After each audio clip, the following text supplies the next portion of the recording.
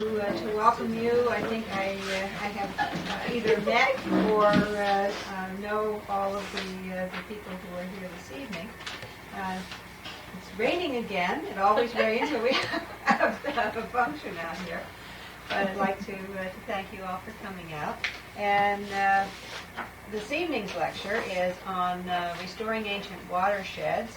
And then following that, on the 15th, will be lecture on the history of Addison Chapel and its future, and that will be held at Addison Chapel. Doris Hoover, who is a longtime member of the church, one of the movers in the foundation, the Addison Chapel Foundation, will be talking about the history, and then the new owners will be represented by Drusilla Knoll, who is the chairman of the Historical Cultural Trust, and tell a little bit about their plans for it. And then the last lecture in this series is The Lincoln Conspiracy, a Never-Ending Drama by Michael Kaufman. And this is all about the Lincoln Conspiracy. And we thought it was appropriate because of the April date that we have a particular lecture. And Jean has been Jean Hahn has been the person who has been lining all of these speakers up, and she's working on the fall series. I know you have one on Italians for Columbus Day, and the ghost story one again. Good. So that'll be another successful Wonderful one. That's ghosts in Prince George's County, actual accounts, people who have experienced ghosts. It was very, very successful we did it last fall, and she either received the information from people or actually had them here talking about the experiences. So that was a fun one. And I don't know what else Jean has lined up. I've got a couple of things trying to get thrown back. Okay. All right. Well, this evening we are privileged to have Robert Boone, who's the executive director of the. Can you tell me exactly what it just went out of my mind. Okay. Anacostia Watershed Society. Anacostia Watershed Society. And he is by training a psychotherapist, but he's an outdoors person, very much attuned to nature, having spent years living in primitive conditions in this country and also in the Middle East. And he also worked for the Interstate Commission on the Potomac River Basin. And we have someone here who's brought some publications from that organization. That's a federal agency, is that correct, or is it just Interstate. Interstate? And obviously, I'm going to learn a lot tonight because that's something that I know a lot about. But Mr. Boone told me that he has a son, and they like to do things outdoors, and he got involved in cleaning up the Anacostia because he started seeing what needed to be done. So he's become an activist in trying to preserve this important watershed for us. So I will let him begin his lecture, and then any of you who have questions, we will certainly have a good discussion, I think, because it's a rather hot topic. And then we have refreshments. So, Mr. Boone? Thank you, ma'am. Well, I have some newsletters here. I'll just take them later at refreshment time. Without further ado, I think I'd like to just get into the slides. And I would ask Michael Judge here to come up after I do basic rundown of what we're doing presently, contemporaneously, to talk some about the history. The Anacostia is rich in history, from Bladensburg to various to Fort Lincoln in the district, to various other features of the watershed. Michael's up on them. He can share some good information on that. Well, I'd like to get on with the watershed aspect of it, and one of the problems that we've heard for years and years is the bay. Save the bay this and save the bay that. You could go down to the bay and see the problem, and this year's the lowest oyster harvest of any year on record. And people would go to the bay and look at the bay here. It's a problem, but they didn't look at the tributaries at all. They were trying to fix it down there. It's like putting a Band-Aid down here when you've got the hemorrhage up here. And most of the sources of the problems were and are in the tributaries, and they just collect in the bay, and it's kind of an acronym there, and it's easy to identify. And so, to save the bay, we've got to go up these rivers and see what the problems are, and they're usually unique and different for each one, and deal with them on site. And this is the Potomac River. This is the Potomac River.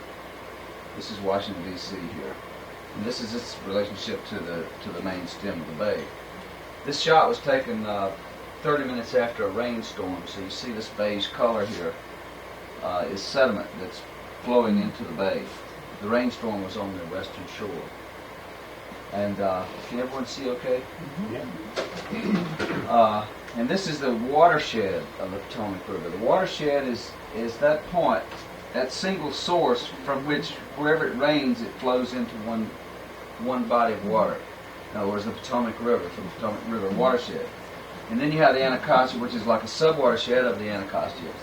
In other words, if it rains over here, or whatever happens over here, it's going to influence the water. Any kind of land use practice is going to determine the water quality. So the quality of the water is like a barometer of how we're treating the land and the condition of the environment. That's the reason in EPA they have an Office of Water, Office of Air, Office of this and that, but they have an Office of Water. It's a very big office because this is a very sensitive measure for what's the condition of, it's like taking the temperature of the condition of the planet, the condition of its waters. And it's coming down again, it sounds. And this is the Anacostia Watershed. Now, I showed you the Potomac Watershed, big area, but 4/5 of all the people in that large area live right around the Washington area. So we really get a slug of people, more than 600 and some thousand people live in this watershed. And it's where the people are, is both where the benefit, if it's cleaned up, can be realized by the most people, but also it's where the biggest problem is, because where people is where the problem is. And so we bring our focus to this little piece of God's planet here, and this is where we chosen to work. And it's got all the classic symbols of environmental inequities about them. There's a minority community lives here. A lot of the problem originates in the more affluent communities up in Maryland, Montgomery County, eastern Montgomery County, northern Prince George's County. And the further down you get, the more the problems there are. The society is advocating a park system, a joined park system to go from the Washington Mall area up to Silver Springs and join with the Rock Creek and the Capitol Crescent Trail on the western side. We're working real hard now. We've got about 8 lawyers trying to preserve land in this the Children's Island area right now, because there's a tremendous drive right now to commercially develop that beautiful area of parkland on the river there. And so there's a big freeway, a Barney Circle freeway they want to put through.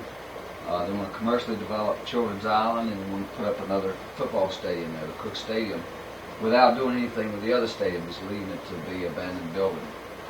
And the community's up in arms, but it's a small community, and they're learning about civic activism for the first time. And mostly middle-class black people who have never said a word, outside of, they take their check and they go home, and they're retired there, and now this whole big thing is being pushed on them. And so we've joined forces with them to help try to find some kind of equitable way that we can resolve those issues. But right now they're feeling really pretty deserted by the rest of the city. Well, this is the confluence of many of the there's 12 or so major tributaries to the Anacostia. Sligo Creek, you may know, is a beautiful neighborhood. Beautiful drive. You can drive down Sligo and look at the houses, and parkland.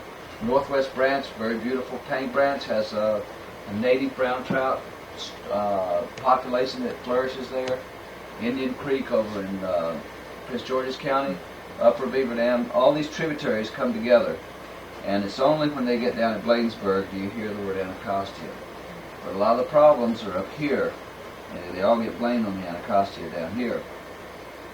So northeast branch is the main stem here, and northwest branch here.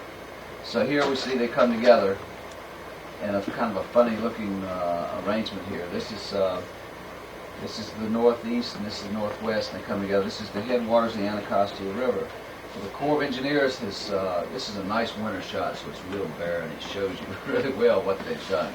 This is a flood levee here on either side. See, we came in and built on the floodplain. All this is in the floodplain here, so naturally the river flooded.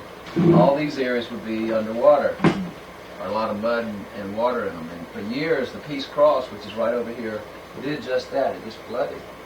And the people said, do something about it. So the Corps came in and they channelized the river. Rivers are never run straight like this, but you see this one is straightened out. And when a water course is straightened out, it accelerates. It flows a lot faster. And as it flows faster over earth and subsoil, it picks up that soil. So this river is always running muddy because it's running fast.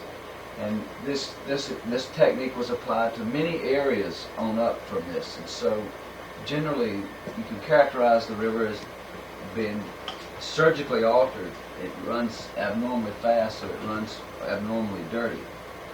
And so we have, at the head of tide, all this sediment hits the head of tide and it falls out. And it falls out around this nice marina here that the Corps of Engineers built as mitigation for channelizing the river. So you can't use the marina because it's filled with sediment. Well, you know, it's really easy to criticize those mistakes from the past, and there's several theories about what to do this, but today this is the way Bladensburg Marina looks. Back in the 1800s, this was 40 feet of water in here, and sailing ships from the capitals of Europe serviced Bladensburg, took out the cotton and tobacco that was raised in Maryland around Bladensburg. And it was famous, one of the 2 or 3 most famous and active merchant centers in the New World. And but its history's changed, and everything changes, and now this is what it looks like today. And thousands and thousands of people are denied any sort of recreational resource here because it's just in a state of neglect. We regularly canoe the Anacostia River. I try to make a practice of being on the river somewhere or another every week. And particularly in the good weather, we're there a lot. And it's a pleasant resource. It's not like the Potomac. It's very slow moving and calm, and it's fun to canoe. There's an excellent and beautiful 4-mile canoe trail that you can paddle down the Anacostia and get away from the urban world. You can put in Bladensburg Marina and come down and experience Colmar Manor Park. There's some guided trails through there. There's the National Aquatic Gardens. It'll be open again soon. The engineers are doing more surgery in there right now. The National Arboretum over here, beautiful area there. And then on down to Children's Island and down to the Anacostia Park. Hopefully one day we'll be able to rent canoes. You can get a canoe here and leave it here and experience any of this you want. 4-mile canoe trail, you can do it in 2 hours without a terrible burden on your heart. Aquatic Gardens, one of the areas there. Very few people visit, but late July, 1st of August, it's one of the most beautiful spots on the East Coast, if anywhere.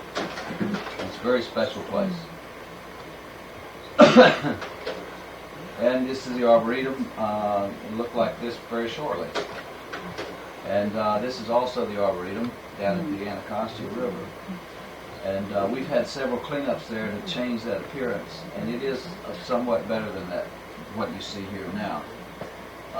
But well, I'll take that back. Since the spring rains, it may be very similar to this again.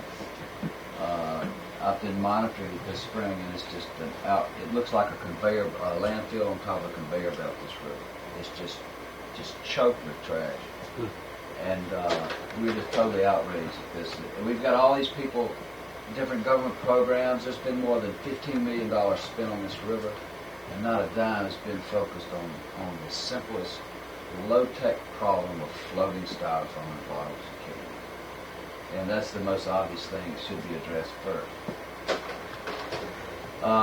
It's the federal river here, right through the federal city, and we're trying to sensitize, particularly EPA, whose offices are right over here, to the Anacostia, and to bring a bigger focus. Part of the problem is EPA's regionalized, and the region for Washington area is in Pittsburgh, Philadelphia. So, you call people in Philadelphia about a problem down in Washington. Yeah, we'll talk to you next week about it, And they do. They make great records, but they don't enforce. They don't show up. Well, lately we've had 3 or 4 different angles going in the same focus. So maybe we'll have something happen. One of the biggest problems, you notice on the Anacostia, you haven't seen any big factories. There's been two sets of stacks. They were from the DC incinerator, which we worked with other groups to get decommissioned. So they're tearing the DC incinerator down, although they're trying to go ahead and build one in Montgomery County. There are no big factories on the Anacostia, but there's a lot of these guys, a lot of these harmless-looking parking lots. Well, a parking lot is an interesting sort of bladder that brings together air pollution and water pollution all in one unit. Because all the air pollution is floating around ends up coming down somewhere. It comes on these parking lots. And when it rains, all that washes off. And it's heated. And heated water is very detrimental to aquatic life. The warmer the water, the less oxygen carrying capacity it has. And so large parking lots are one of the biggest problems. And it's seemingly so innocuous that no one takes you seriously when you look at them straight in the eye and say the parking lots are the problem. And so we're having a big problem here at the University of Maryland getting them to take them seriously. Our plan is to one day have these parking lots adopted by different engineering classes and do demonstrations of low-cost solutions to the runoff from parking lots. We have made some progress lately on that front. But some of the most advanced thinking in the world about parking lots is carried on by people, engineers who work at the University of Maryland. Yes, they themselves park on these lots. They're just polluting the bay, so the inconsistency is too much. So the warm water provides a good habitat for algae, and that's about all. And these mats of algae, they go through their decomposition, and they take even more oxygen when they decompose. And it basically kills the water. This is more parking lots, the West Hartsfield, PG Plaza Shopping Center here. Another big challenge. But if we do these, we'll have some landmark demonstrations that we can be proud of. This is just a show of, actually they were doing, WSAC was at the top of the hill doing some work. And they oftentimes don't bother to protect the water flow. Any kind of land use action eventually ends up in the water. This is just a good example. It doesn't seem, that seems rather innocuous. Oh, there's just a little mud there, it'll be all right, it's natural. But in the urban area, it's compounded and it runs across these impervious surfaces where it doesn't soak in very easily. So it ends up direct shot right into the water. And these waters go through extreme cycles of very low when it's not raining and very, very turbid when it is raining. And a small child would have a hard time in this kind of flow. So another challenge we have is to slow down this water. If you slow it down, it will be less turbid. It'll pick up less of the dirt. And another price, dear price we pay for this negligence is the finer trees. Any trees are getting undermined by this fast-moving water, and they fall across the stream, diverting the flow against the bank, and even, make it a lot worse. I guess I can use that word, exacerbates the problem. But it's weird how that works because, and you can see it's just like dominoes. It goes straight down like this. This is a site over in on Paint Branch in College Park, and this is the way it is today, except worse. And part of the problem is, and you say, well, why didn't the Park Service fix this up? Why didn't Park and Planning do something about this? Well, they're budgeted to do a maintenance, and that's about the extent of what they have a budget for.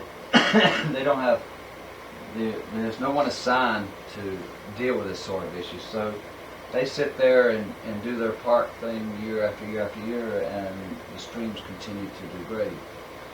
And so we're not very popular around there because every once in a while we go through and say, let's do this, let's do this, let's do this. And slowly we are making some progress with these, but it's real slow.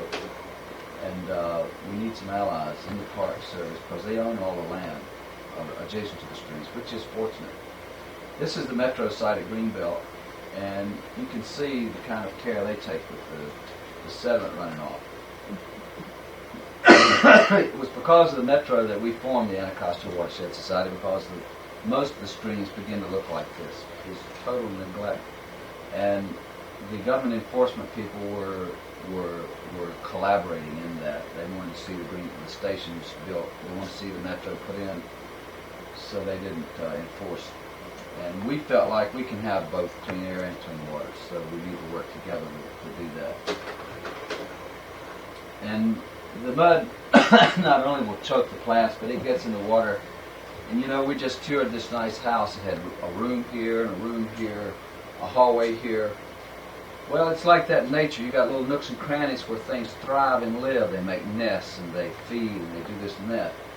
Well, in a stream, when the mud comes in, it just kind of like cement. It fills up everything to a flat, and the stream ends up being very shallow and flat. No rooms, no nooks and crannies, just flat. So it destroys all the habitat. So there's nowhere to go. So the bigger fish eat up all the littler fish, and then the bigger fish get either washed away or they get destroyed. And because there's no holes for the bigger fish to thrive and live in. So the habitat's totally destroyed. So then that takes away a whole segment of the food chain. So then the birds have nothing to feed on, so they're very few. So that's why today around many urban streams they seem pretty dead, because that food chain's been severely hampered. And here's last fall a shot from a project we did at Nash Run. This is the Nash Run is like in the Kenilworth Marsh, dumps into the Kenilworth Marsh, and it dumps this kind of trash into the Kenilworth Marsh here. And this is a floating boom that the D.C. Department of Public Works has installed to capture some of this storm runoff. You can see this was after last October, of medium to mild rain, and it caught this sort of from one tributary. And presently we're working very hard right now to get these types of booms installed on all the major tributaries of the river to trap this stuff so that it doesn't disfigure the river so. Because anywhere you're going in nature and you see this sort of thing, you just want to go find your car, and just get out of the place because it's just a total insult. And of course the oil. We got a nice oil spill we're dealing with from Colonial right now. I'll say we, it's the family of this community in this region is dealing with it. This is an oil spill that's this photograph. This is feather here. This is oil all around it. This was taken in the Kenilworth Marsh last summer. We have a lot of oil problems. The Hickey Run runs through the National Arboretum. It's been a leaking oil spill since 1947. a lot of people are dumping their oil into the storm drains. The storm drains, of course, flush right into the river. Many days you're paddling down the river and you can smell like you're in somebody's crankcase. It just reeks of oil. And so one of the best programs we have for that is educational use into the storm drains. Don't. That slowly beginning to change people's minds. But there also needs to be some enforcement with some vigorous enforcement. So this gives you kind of a magnitude of what is there and what we need to do. This is a guy at Haynes Point that got covered in sediment. Haynes Point is where Anacostia runs into the Potomac. And this is what's coming out of our cars year-round. It happens to be captured with this nice snow shot here last winter, but it's happening year-round all the time, so we've got to clean up our cars or we're just fouling our nest. And we're breathing this, and as I say, it's in the air and it comes down, and then it washes into the water. So the water is really another very effective measure. We organize a lot of groups to help us do cleanups. Cleanups clean up, but they also educate. That's probably the most valuable function they do, is to educate. You can sit down and read books and flyers and newsletters till you're dizzy and then go about your business. But when you go out and you pick up tires or you pick up this trash, plastic, one thing you never litter again. You become a convinced recycler, and you are an advocate, a very vocal advocate of other people doing recycling. I know because we've taken inner city kids from Barney farms and some very rough neighborhoods that mostly you read about from shootouts, and we took them on summer programs, and we would give them lunch, and then they'd throw their paper down when they were eating their lunch, and then by the end of the summer, I noticed one paper went floating down, and then 3 people pointed at it and say, "Hey," 3 of the young kids, they pointed at it and say, "Hey, pick that up." So even these people living in those kind of conditions learn this, and it's just something we didn't preach it. We said, let's go clean up today, and they learn that. So we do a lot of cleanups, and we feel like this is a good way to educate and have fun, and also make us feel good about being out. And most of the people you see here are really having a good time. This is again the mouth of Lower Beaver Dam Creek. 4,000 tires were taken out of the Lower Beaver Dam last summer. And we're still focusing on that stream also. This is a tree planting project. Trees help buffer the shores and slow the rain down and make it more attractive for humans and birds and other creatures. And it's a lot of fun. People really get behind tree planting. We do a lot with kids planting trees. We go into the schools. A lot of these inner city schools, they don't have much of a landscaping amenity at all. So we go in and the kids really get into it, and it boosts the neighborhood.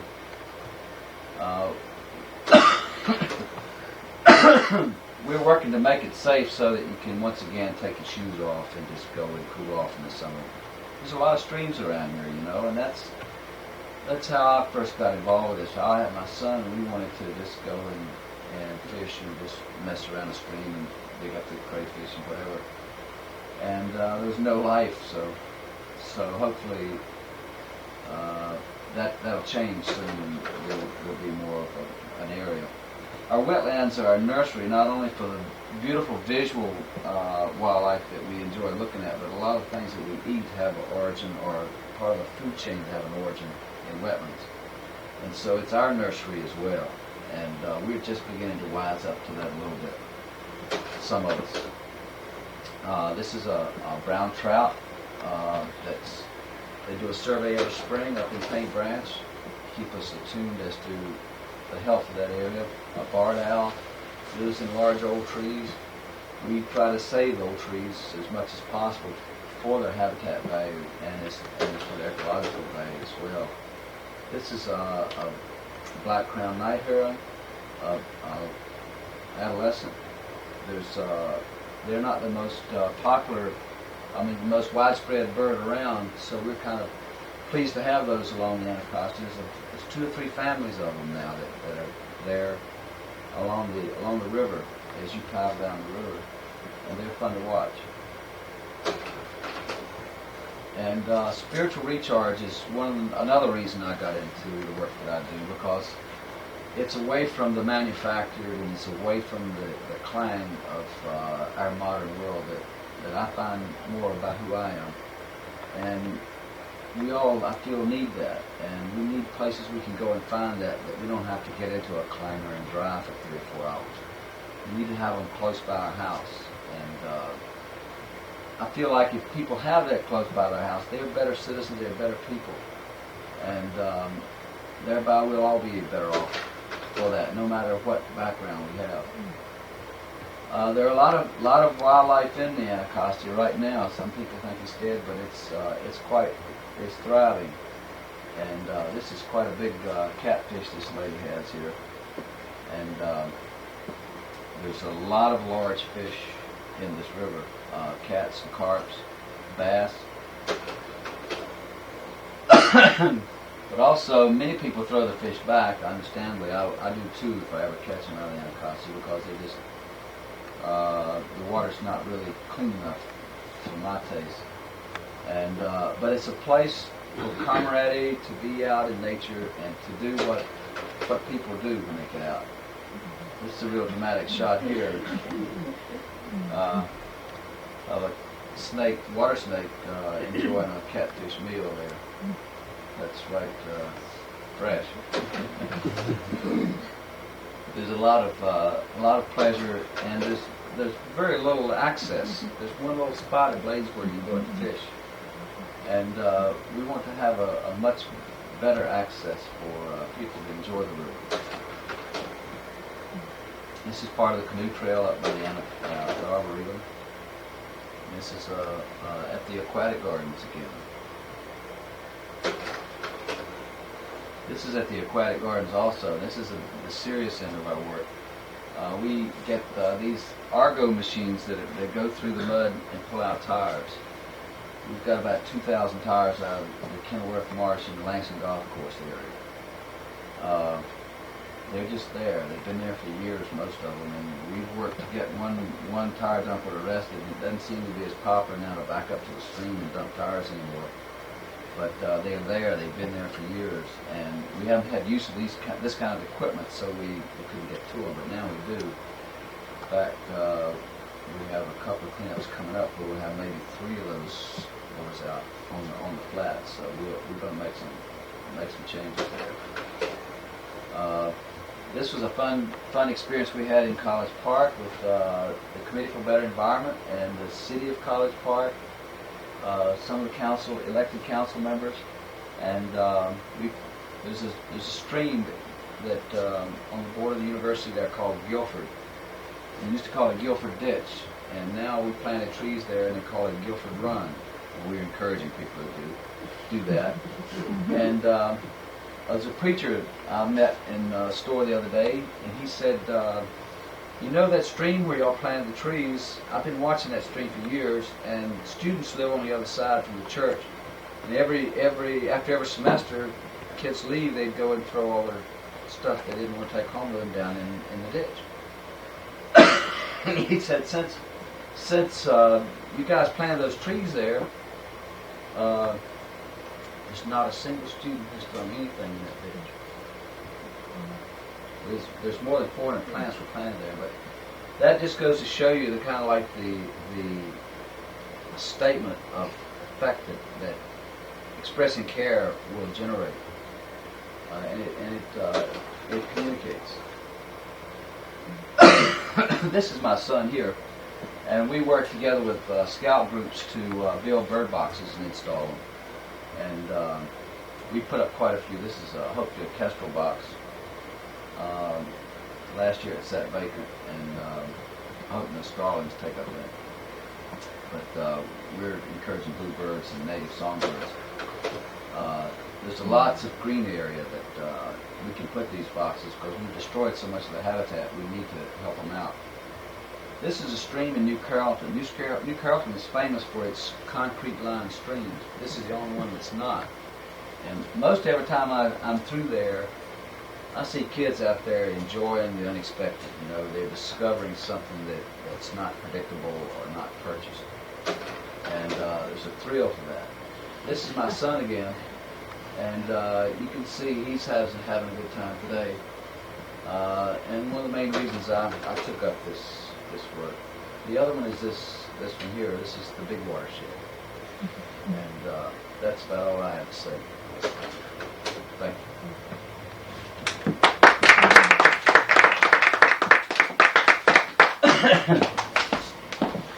Now it might be good if Michael, if you would care to share some well-researched knowledge about historical aspects of the Anacostia has been real good. Okay, well, I didn't know I was going to be doing it. Actually, what I'd just like to say is that well, I've lived in Prince George's County my whole life, and to me, it's a very personal issue, the issue of this river and these creeks. Because when I was a kid, I always played along these creeks, and I didn't even know it was part of the Anacostia Watershed. And so I had just been looking at it my whole life. And actually, I went to the University of Maryland, like a lot of people around here, and I majored in history, actually. Which is why when I do my slideshows, I put a lot of sort of local history into it. I've gotten tremendous help from Mr. DeMar here. And I was taking a course at the University of Maryland, a geology course, and the professor said that people would come from around the whole world to see how badly a river can be degraded. You know, he was talking about the Anacostia River. Oh my God. We were famous for all the wrong reasons. So in my case, I just happened to see that this work was being done, trying to restore the Anacostia River in the Washington Post a few years ago. So I just called up this number at the Potomac Interstate Commission on the Potomac River Basin. They're just part of the effort, and he said I'd like to do what I can. And so what they wanted was just some local citizens, in particular, what we call sub-basins. Each sort of creek has its own little watershed, and they just wanted someone who wanted to learn about the river and the creeks, and then just share it with your fellow citizens. And so I started learning about it, and it really dawned on me that how little the people here in Prince George's County know about Prince George's County. I mean, it's when I do my slideshows, the first thing I do is I sort of geographically locate people. I say, here's Prince George's County, and it's part of this, it's part of that, a little bit of the geology, and then all of a sudden I go, oh, I didn't know that, and because most people that have come to this area, particularly since the end of World War II, it's been a massive transient area. People just sort of coming from somewhere else, and they really don't have that much of a connection with the area. And then I just get into the history, and I've done this over and over and over again, and it always works, and it always amazes me that if you just sort of reveal to people in this area, what's happened here, their eyes just go. They can't believe it. I did 2 8th grade classes yesterday, and I could see by the time the class was over, these kids were just like, they were like going like this, because it dawned on them that where they lived, very interesting things had happened in their part of the story. And usually the formula I use is just, I talk about sort of the natural history, the dinosaurs that have been found around here. And then I just move into the American Indians some. Especially with these kids, their eyes start going like this, and then I talk about the Anacostia Indians specifically, and then I usually show like a picture of the Lincoln Oak over there from Fort Lincoln Cemetery, of something that was old even when the Indians were here, and they're like, and then I say, if this tree could speak, what it could tell us, and then I'll refer to Captain John Smith, and say how the early descriptions of Maryland were just so overwhelming to the settlers. They would stick a frying pan out into the water and a fish would jump right in. the cathedral like light that would come through the canopy of the forests. And then I usually want to move into the American Revolution, but there's really not much to say about that. Usually what I refer to is that these Americans got some money in their pocket from all the growing of tobacco, and they got rich around here, so they didn't want Britain to tell them what to do anymore. King George and his crowd. But I do refer to the fact that George Washington, was asked to pick the spot to put the nation's capital. And where did he pick? He picked the meeting of the Anacostia in the Potomac River, the finest spot he could think of. They believe me on that too.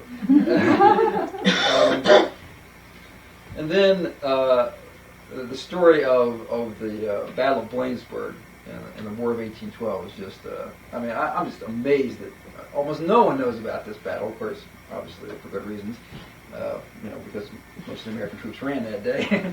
But it's an absolutely fascinating story, just to describe the events of the battle and how, President Madison was there and he barely escaped. The British were just coming down the hill on Bladensburg there, and Scout was running or galloping towards him. That whole story, and then how the British were able to successfully scare off the American militia. They didn't stop running until they got to Georgetown.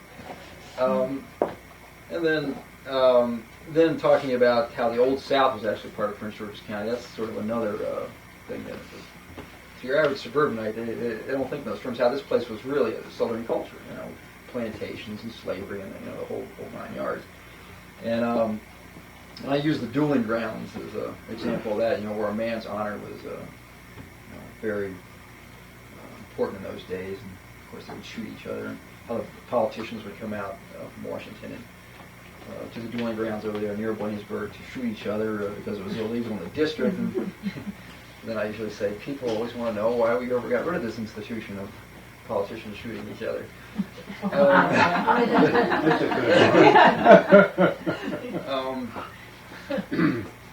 And then, there was these Civil War forts, like Abraham Lincoln used to come out to Fort Lincoln out there, of course, it's named for him. And there's a little spring there that he actually drank from. I showed a picture of the spring. There's also the spring over in Cheverly where repeatedly the British soldiers stopped and refreshed themselves before the Battle of Bladensburg because they were fainting from heat exhaustion on the way from Upper Marlboro. So I show these pictures of these springs, and it's really kind of an eye-opener that these little springs that feed these creeks, that feeds this river, that feeds the bay, it was like, oh, this is part of history. And I show the, like what's left of Fort Lincoln over there, that little outer battery, that little wall there, we have a few cannons still. And, just talk about how Abraham Lincoln would come and discuss the Civil War with his Civil War generals as the Anacostia River was rolling by. And he drank from the actual spring there that fed the Anacostia. And then, after I do a little Civil War thing, then it's I talk about the Industrial Revolution, and of course this area has a lot of sort of very impressive things, like College Park Airport and aviation, and the first telegraph went up and down, I say the Anacostia Watershed. Some of the earliest railroads in the country, came right through here. And so that sort of brings them up to date. And then I moved into the 20th century, and what I usually do is show up like a picture of the Peace Cross. Because that's really a wonderful symbol of what happened with the Anacostia Watershed in this whole area. Because if you think about it, this area and the Anacostia Watershed were a very rural thing. And it was with these wars, the First World War, Second World War, and then the Cold War, that just this tremendous amount of people and resources and money just sort of migrated to this area and just sort of urbanized the whole place. And so, that's the condition we find ourselves in, and we've got this urban river that as far as I know, there's probably a few other examples around the country. This has really become a great example of all these groups trying to work together to try to restore an urban river, and it could really become like a model for the rest of the nation, for the world, how to restore an urban river. So hopefully if that geology teacher is still at the University of Maryland, he won't be able to say that if we're successful. So that's just, I use history as a tool to get people interested in the ecology, that Robert was sharing with us tonight. And I mean, to be honest with you, I find that most people that I meet, you start talking about history and their eyes glaze over because they probably start thinking about their history class in high school or something. And that's something I'm sure everybody here is interested in history, and that's something I've always been interested in. But it's if you really just tell the story of a place, sort of like Ken Burns did with the Civil War. If you just tell the story, it really opens people's heart up to what happened, with anything. And they start to feel connected to it, and then they feel, they get a certain amount of enthusiasm for it. And, then they want to know what they can do, and they start trying to think about, what are these problems, like, Robert was just pointing out, sedimentation and, the trash and all these things. And then they want to do something. So for me, I really, any group I approach, I just sort of do the history thing first, just tell them the story of where they live, Prince George's County, Anacostia Watershed. Then they're just like, wide open to listen to it. What, can get kind of technical sometimes, to sort of talk about how you clean up the river. So anyway, that's what I do.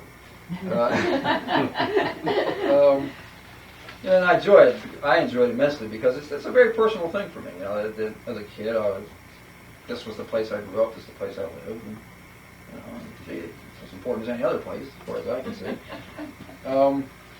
I brought some of these publications of this government commission that I work with, and they're here free if you'd like to get them. Actually, if you give me your name and number, this is like a quarterly newsletter that's put out, and it's really extremely well done. And the woman who puts this out includes a lot of the history of the watershed.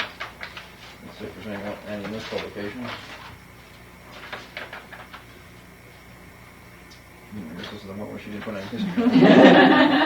Of course. But anyway, that's my show. So they're there if you like. Thank you, Mike. Could I ask you to talk a little bit about Bladensburg and what happened to the port?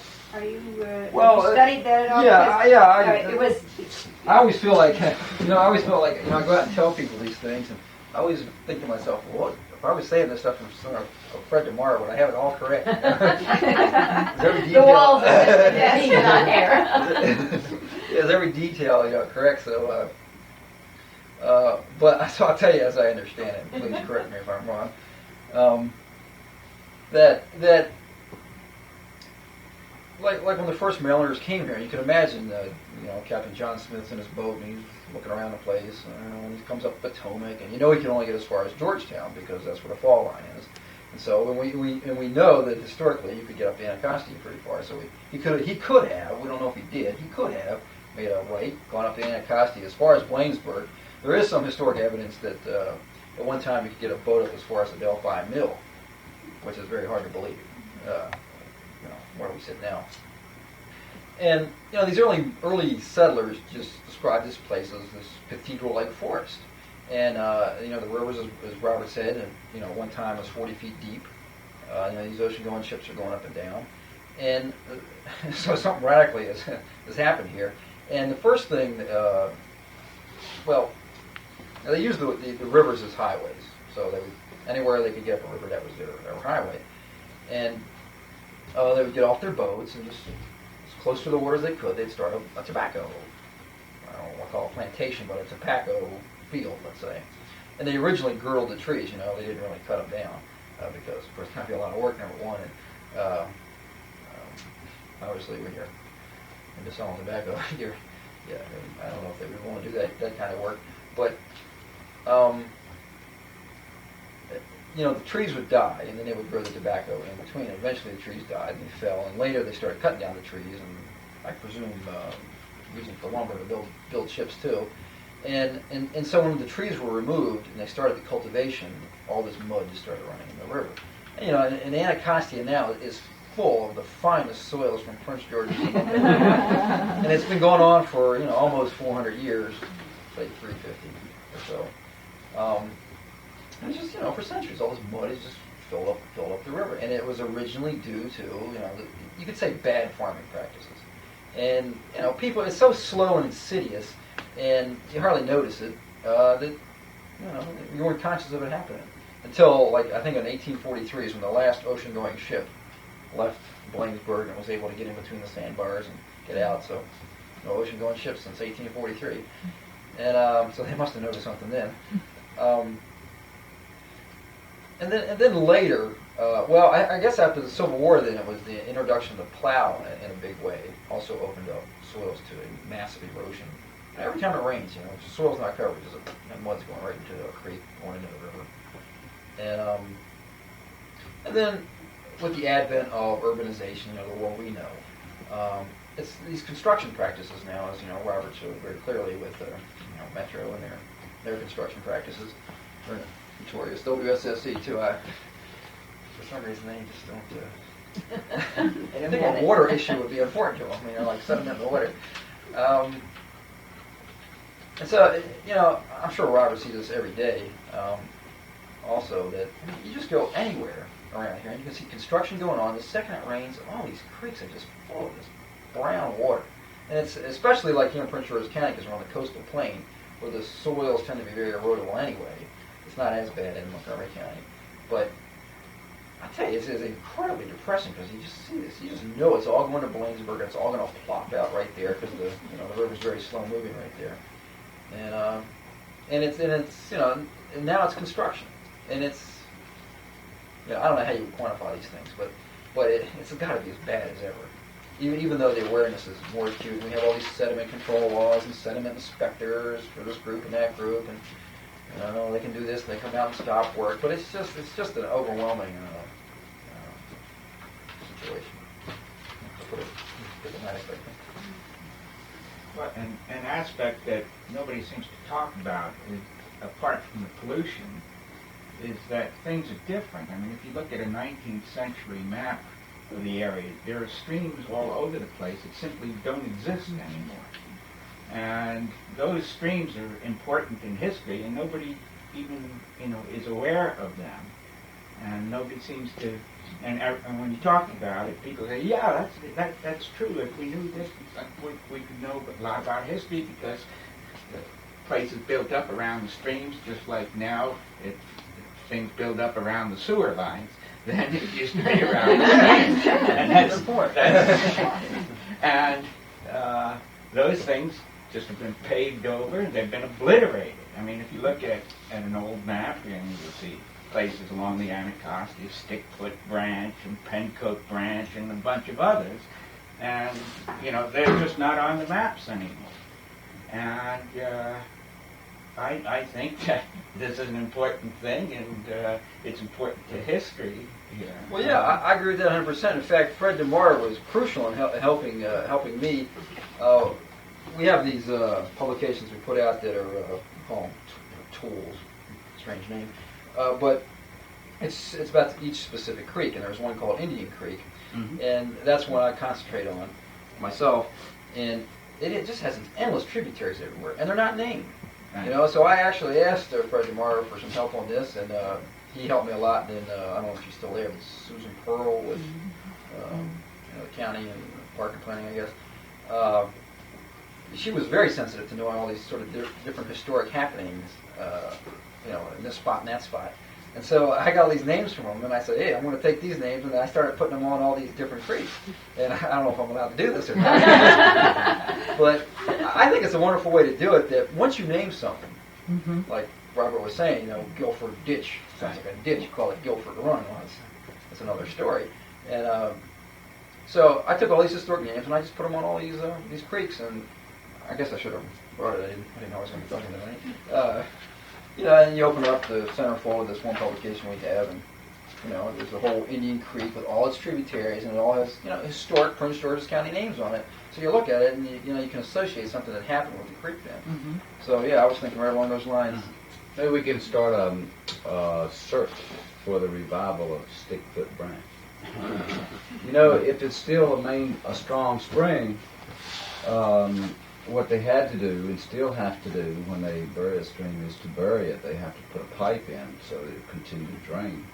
And so that's what happened to a lot of them. They were just buried, and they're still there. In fact, there's a movement in California to what do they call it? To something relight streams, just to Bring them back to the uncover. surface. Yeah, of course, with the Anacostia, the lower part, there's the whole shoreline is infill. Yes, there were thousands of acres of so wetlands. that's quite different, and that drastically affected, where that water would go. Yeah, But- definitely so. And so, but there are some opportunities like that. Like we could dig out some of the infill in some of the places, and recreate marshes in those areas. We're looking in turn. That's a good guide for the future of the past. Really great use for history, huh? Yeah, well, Would be that to try to restore or find these streams and dig them up and to bring it back, because the natural ecology would have streams that drain every aspect of Be the a watershed. wonderful project for the 300th anniversary of the county. Yeah. If the watershed. I'm not against it. Yeah. We're trying to promote things that each group can do as sort of a memorial to the 300th anniversary. Yeah, that's good. We could do a partnership. Something else that has an effect on, or could possibly be good, just outside of Ligonier, Pennsylvania, a number of years ago, they were doing this very thing. And the ditch they uncovered was some kind of a real heavy, thick muck.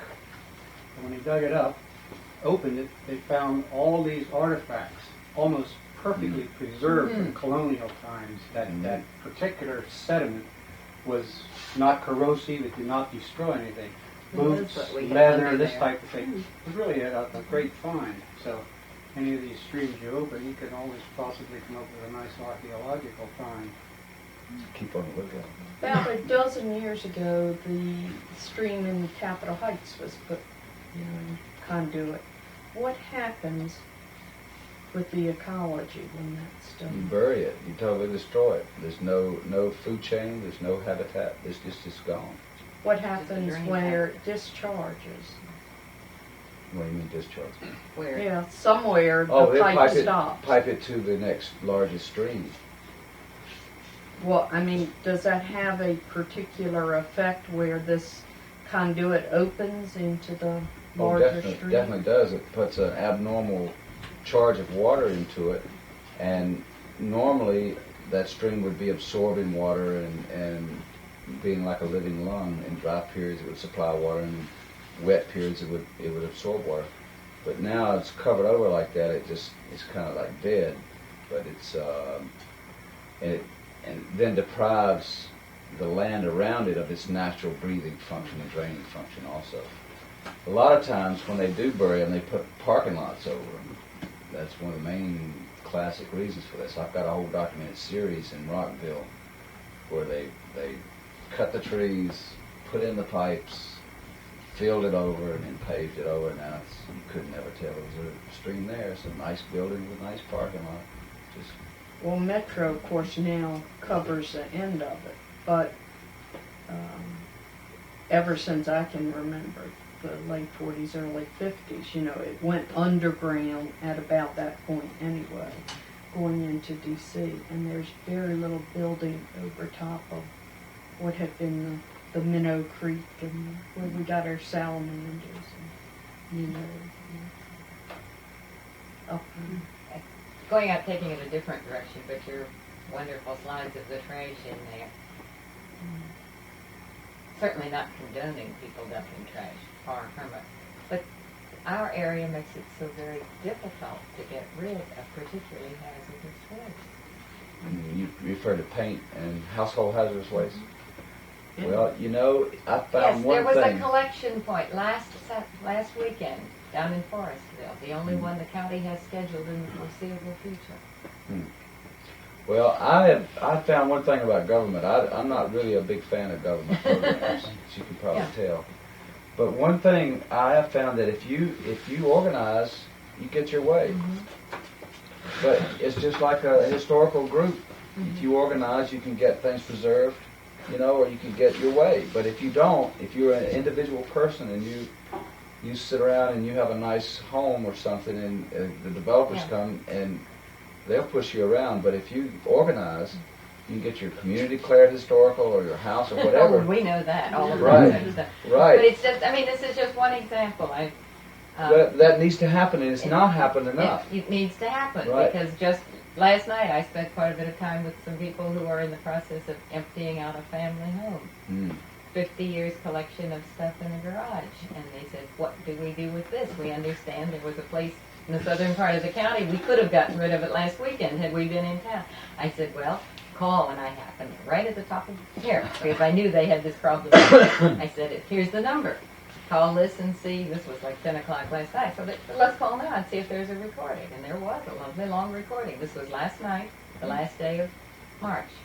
Said that they could get rid of it on the 24th of March in Forestville. And that's the only option there was. Yeah, I know a few people in the county government that work with that.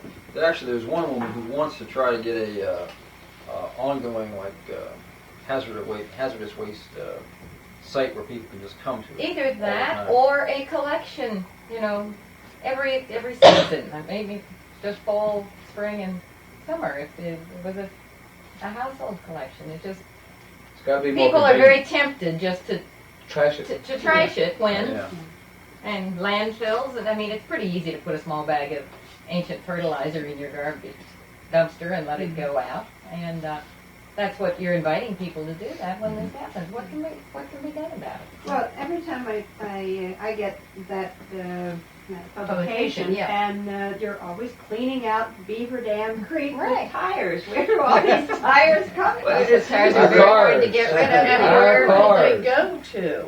They go down the river. And it costs money. They used to No, bury I them. mean when you get them, what do you do with them? Well, we take them and have them shredded now. There's people that shred them, use them for gravel substitute and stuff like this. But before they tried to bury them and they'd come up. Sure, they rot.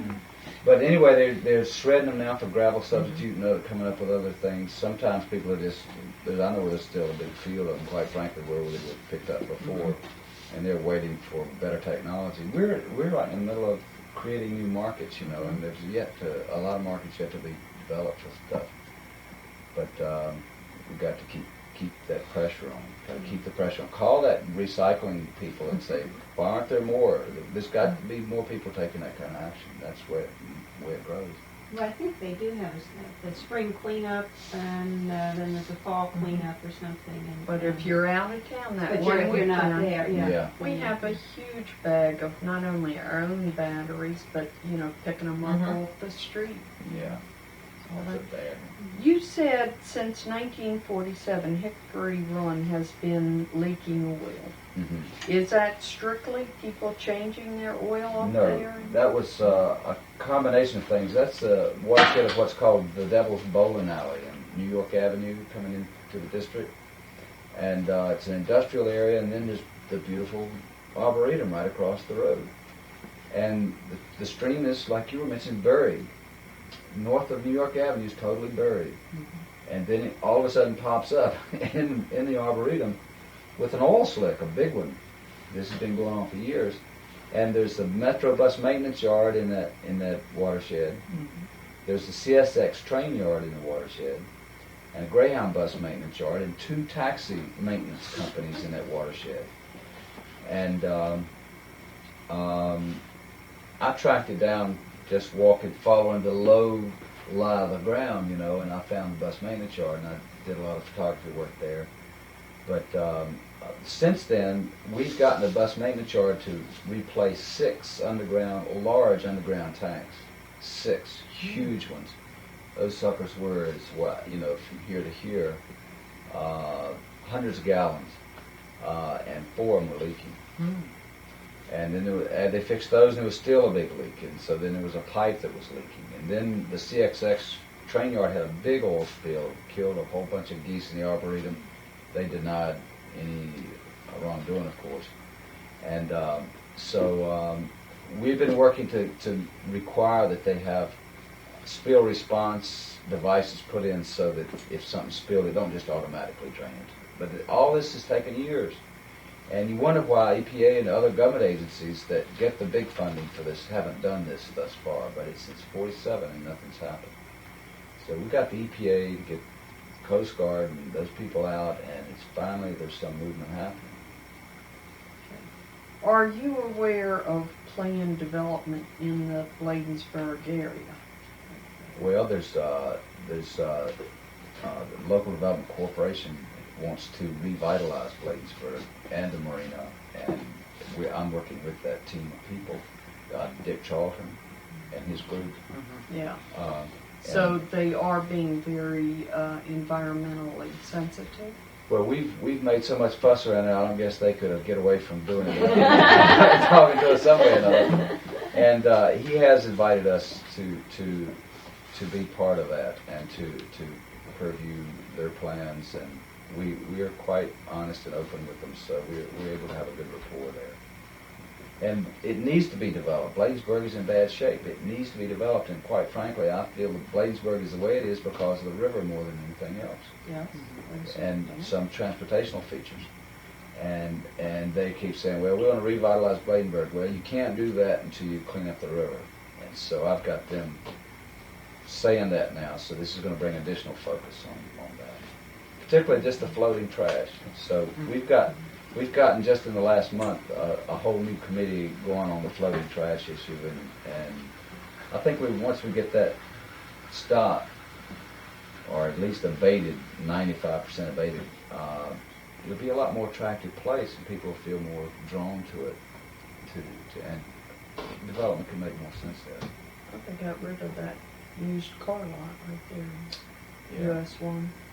We got to, everybody who feels like they have part has to say though, because parking planning want to put a putt-putt in there, a putt-putt golf amusement center there, and that was the extent of their imagination on it.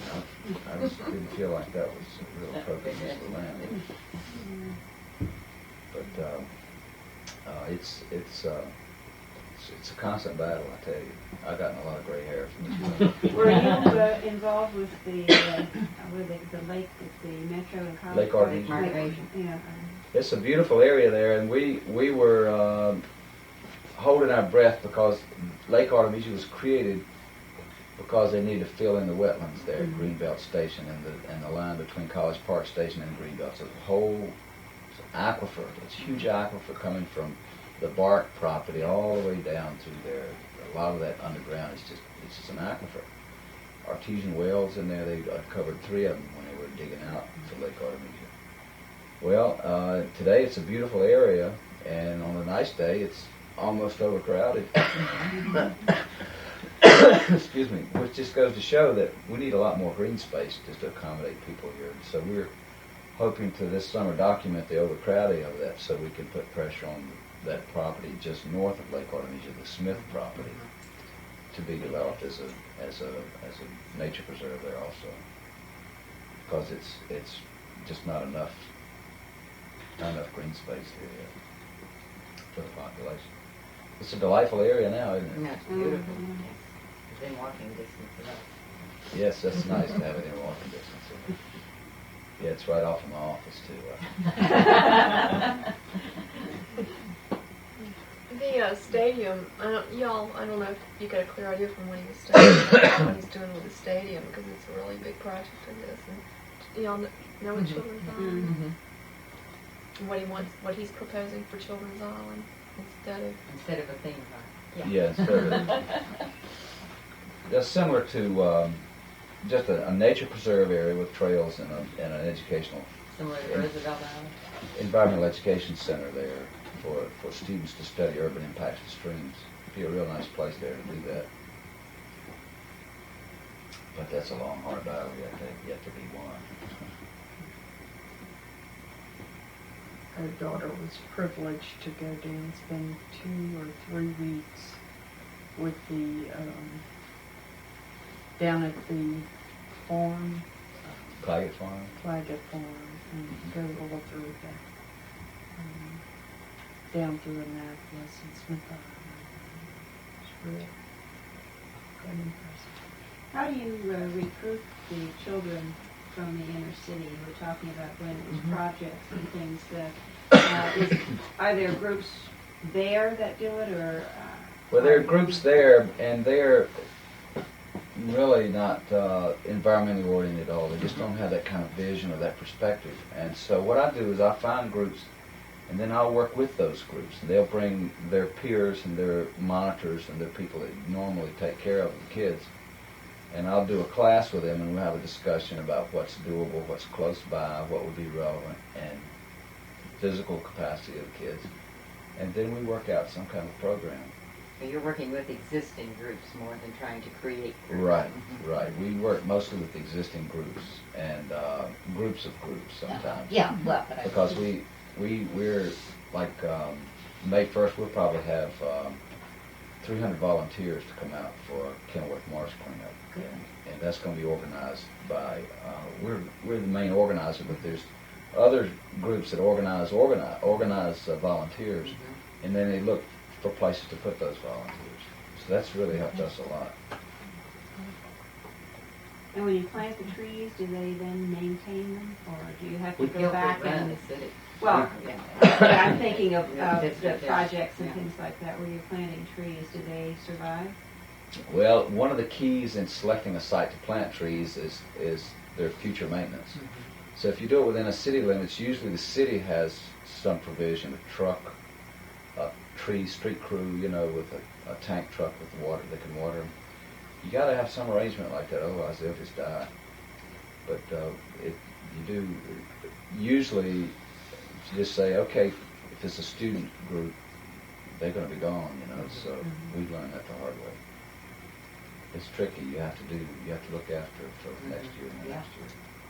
We just found out today that somebody in College Park where I live, decided to take it upon themselves that these young trees that aren't even as tall as this room decided that they needed pruning. It was in the Prince George's Journal, and they went and pruned all these little trees. I wish I could catch that rascal. It was totally bizarre. It's like somebody went out there and sort of knew what they were doing, but didn't quite know what they were doing.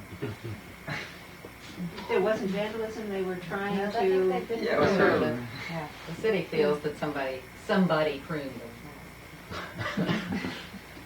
One point as a Bladensburger I'd like to make. We may have been memorialized as a Bladensburg racist, but it's the only place this country put up any defense at all. When I did my presentation, I always talk about Joshua Barney, how him and his 500 Marines stood there until the British. And they won their honor, but at least even all of us who showed up and ran away, we tried to do something. We didn't run out looking for the British to capitulate before we could even find British anyplace. Was one area that did stand up, tried to stand up. When they were recreating the battle this summer, they had to bring pontoon bridges in and things. I find it hard to picture what it must have looked like when the British came in there. What was the configuration? I mean, I came here 20-some years ago, and the Army Corps of Engineers had already done their work and completely destroyed what the natural formations were down there. I have a hard time picturing what Bladensburg is like. Well, that's Very understandable wet. because Very wet. I know that here. There's probably no floods in there. The wharf was where Peace Cross is now. That was the wharf. So there's I know a the lot market of master's filling. house was right on the harbor. Mhm. But there's been so much field. There was thousands of acres of wetlands in there. There's huge fields of wild rice were recorded there, and there were just dark clouds of geese all the time there, just thriving on the wild rice. And I read one place the Bladensburg was about a quarter of a mile wide and about 40 feet deep. So also right across from the marina now, there's a huge dump there. The Comar Manor dump. For years and years, it was a dump there, and they slowly built that up after the years. And so there's a real high area there in the bank here that they did fill in with the dump. And that's true all along the Anacostia. There were dumps, large dumps all down the river. Kenilworth, Langston Golf Course, Anacostia Park, where the present stadium is now. These were all dump sites. But the river was shallow up there at the time the British came. I mean, that's why one of the reasons that the British went to Bladensburg, because they knew they could ford the river easily up there. Yeah, I've thought about that. I think what they were doing was northeast branch, one of the creeks that they could get across. So that's why they went to Blaine. Right. But actually, I think right at the port though. But there was the bridge there, which stayed intact during the battle. Right. Yeah. I mean, that's my understanding also. That, I mean, in fact, Americans had artillery in place on the bridge to fire down the ranks of the British as they approached the bridge, and they were successful for the first cycle. It was the second cycle when things started to break down. There was a few crucial moments there. But I mean, after the first round, things looked good.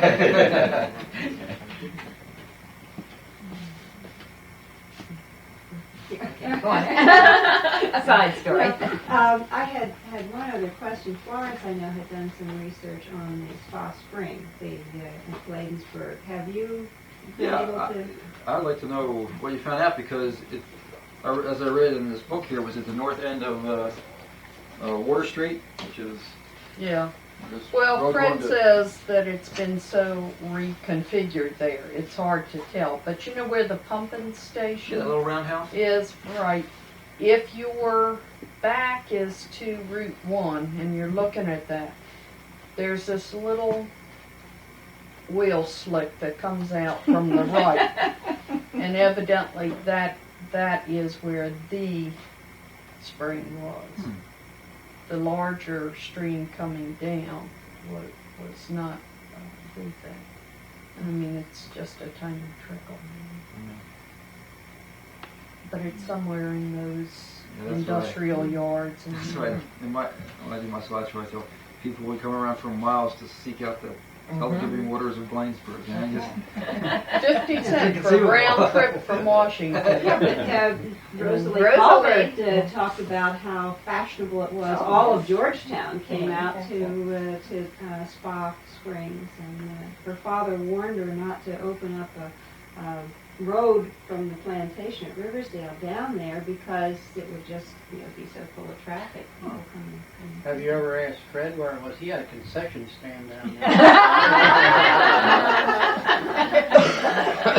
Samuel Suit had a hotel there for the Spa Spring. Oh, that would be something interesting for Bladensburg, maybe, as a try to find that spring. Speaking of, Florence is working. Yeah, Florence is working. And there was I done some research on a private school in Washington that every summer or at the end of the year when they were closing, they made their field trip to Bladensburg. And the headmaster talks about all the games they played, and they would bring lemons and then make sugar and use the water and make lemonade there and everything. It was a real holiday affair. The healing waters. How long ago was this? That was in the 1860s. Now there's our healing waters. I didn't mean to punctuate that. Why don't we just get something to eat and we can continue Keep right on talking. It seems like there's all sorts of things to